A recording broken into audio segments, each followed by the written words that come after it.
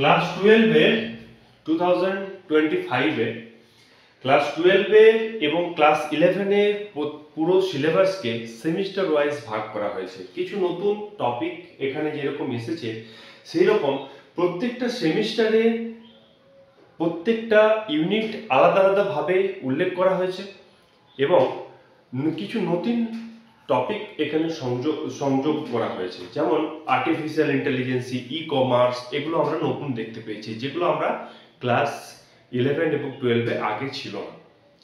তাহলে এখন আমরা নতুন সিলেবাসের স্ট্রাকচারে ফোর্থ সেমিস্টার মানে ক্লাস 12 এর লাস্ট সেমিস্টার, সেখানে দেখতে গেলে দেখব যে তিনটে টপিকের সম্পর্কে আলোচনা করা হয়েছে। প্রধান তিনটে টপিক কি কি? Operating system, database management system এবং আর্টিফিশিয়াল ইন্টেলিজেন্সি।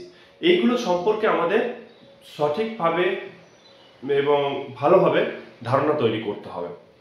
সেই ধারণা তৈরি করতে গেলে আমাদেরকে প্রথমে জানতে হবে যেটা অপারেটিং সিস্টেম এবং ডেটাবেস ম্যানেজমেন্ট সিস্টেমের সিলেবাস সম্পর্কে।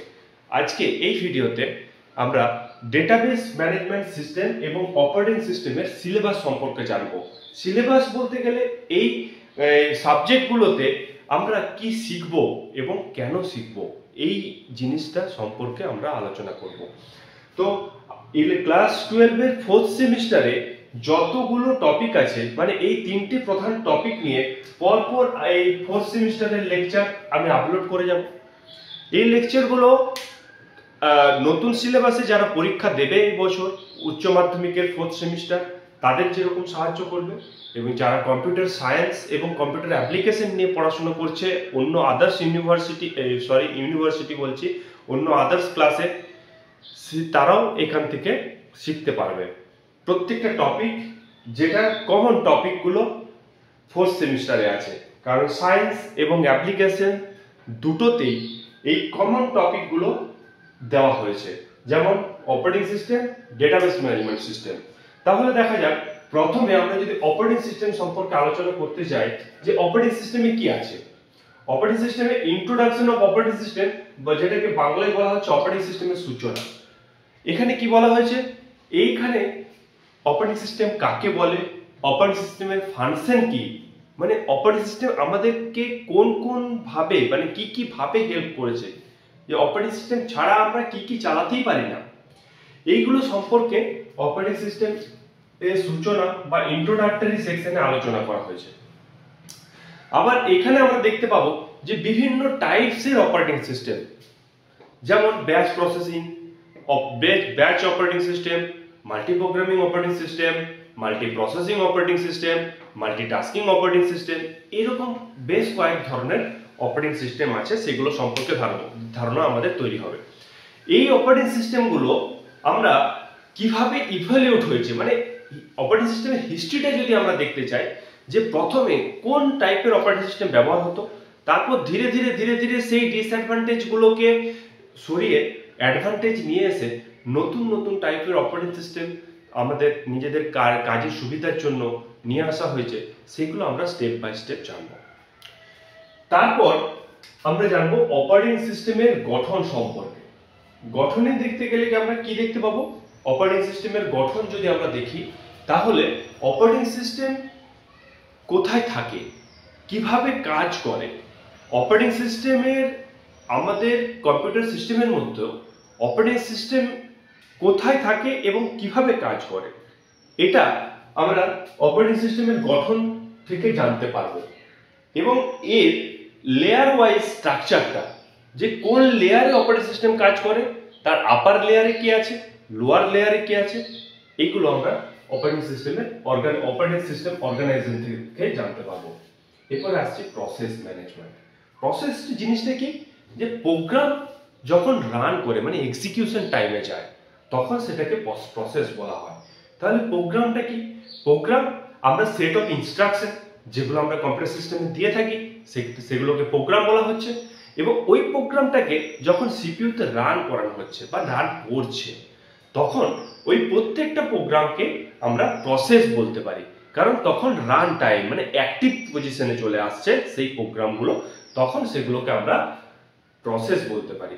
তাহলে আমি একটা কম্পিউটার সিস্টেমে অনেক কাজ আমি দিতে পারি। তাহলে অ্যাট এ টাইমে যখন অনেকগুলো কাজ আমি কম্পিউটার সিস্টেমে সাবমিট করছি, তখন ওই কাজগুলোকে আমি এক একটা প্রসেস ধরতে পারি। তাহলে কোন প্রসেসটা আগে রান করবে, কোন প্রসেসটা পরে রান করবে, কে ডিসাইড করে? অপারেটিং সিস্টেম ডিসাইড করে। এবং এটাকেই বলা হয় প্রসেস ম্যানেজমেন্ট। এরপরে আসছে মেমোরি ম্যানেজমেন্ট। আমরা জানি যে অপারেটিং সিস্টেমে মেমোরি ম্যানেজমেন্টও সাহায্য করে। মেমোরি কি? মেমোরি হলো গিয়ে একটা হার্ডওয়্যার ডিভাইস, যেটা আমাদের তথ্য সঞ্চয় রাখতে সাহায্য করে। আমরা আগেই জেনেছি যে ডিফারেন্ট টাইপস অফ মেমোরি আমরা কম্পিউটার সিস্টেমে দেখতে পাই, যেমন র্যাম, রম, হার্ড ডিস্ক বা সেকেন্ডারি মেমোরি, এইরকম।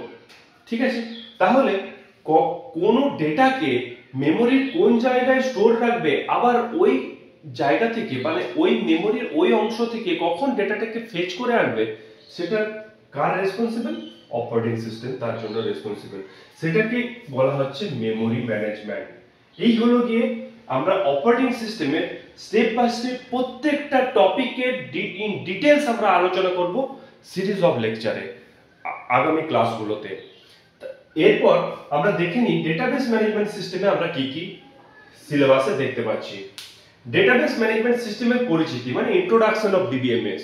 ডেটা কি, ইনফরমেশন কি, ডেটা ইনফরমেশনের মধ্যে পার্থক্য কি, ডেটা কোথায় কাজে লাগে, ইনফরমেশন কেন আমরা ব্যবহার করি, এইগুলো ডেটাবেস যখন আমরা বানাবো, ওই ডেটাবেস বলতে কি বুঝি, তাহলে ওই ডেটাবেসকে ম্যানেজ কিভাবে করা হয়, এগুলো আমরা ইন্ট্রোডাক্টরি পার্টে শিখবো।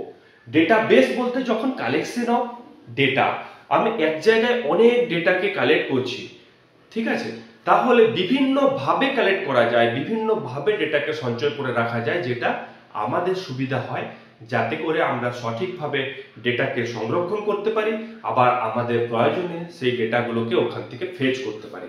তো এই ধারণাটা আমরা ডেটাবেস ম্যানেজমেন্ট সিস্টেমে ইন্ট্রোডাক্টরি পার্টে পাবো। এরপরে এন্টিটি রিলেশনশিপ মডেল। আমরা জানি যে ইয়ার ডায়াগ্রাম, কোনো একটা সফটওয়্যার বা কোনো একটা ডেটাবেস বানাতে গেলে আগে আমাকে এন্টিটি রিলেশনশিপ ডায়াগ্রামটা বানিয়ে ফেলতে হয়। এন্টিটি কি? প্রত্যেকটা রিয়েল ওয়ার্ল্ড অবজেক্টকে বলা হচ্ছে এন্টিটি। সেই এন্টিটি কিভাবে আমাদেরকে সাহায্য করে? প্রত্যেকটা এন্টিটিকে ধরে এক একটা টেবিল তৈরি হবে, আমরা ওখানে শিখবো এন্টিটি রিলেশনশিপ ডায়াগ্রামে। এরপরে আমি যাই নেক্সট টপিকে, রিলেশনাল মডেল। রিলেশনাল মডেলটা কি? ওই যে এন্টিটির থেকে যে টেবিলগুলো তৈরি হলো, এদের মধ্যে যে রিলেশন তৈরি হবে এবং এদের মধ্যে যে সম্পর্কগুলো থাকবে এবং প্রত্যেকটা টেবিলের সাথে প্রত্যেকটা টেবিলের যে রিলেশন স্থাপন করতে হবে, সেটা আমরা রিলেশনাল মডেল থেকে জানবো।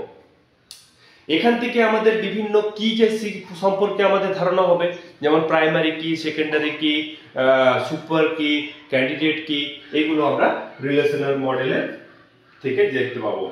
এরপরে ইন্টিগ্রিটি কনস্ট্যান্ট, মানে একটা ডেটাবেসে যখন আমি কোনো কিছু ডেটাকে ফিড করাতে চাইছি, আবার কখনো সেখান থেকে ফেচ করতে চাইছি, যখন আমি ডেটাকে ফিড করাবো, কোন টাইপের ডেটা হবে, কোন ডোমেন কত থেকে কতর মধ্যে ডেটা এন্ট্রি করা যাবে, তার বাইরে ডেটা এন্ট্রি করা যাবে না, এইসব বিষয়গুলো এই ডেটা ইন্টিগ্রিটি কনস্ট্যান্টে গিয়ে আমরা জানতে পারবো। এরপরে আসছি আমরা এসকিউএল। এসকিউএলটা হলো গিয়ে স্ট্রাকচার কোয়ারি ল্যাঙ্গুয়েজ।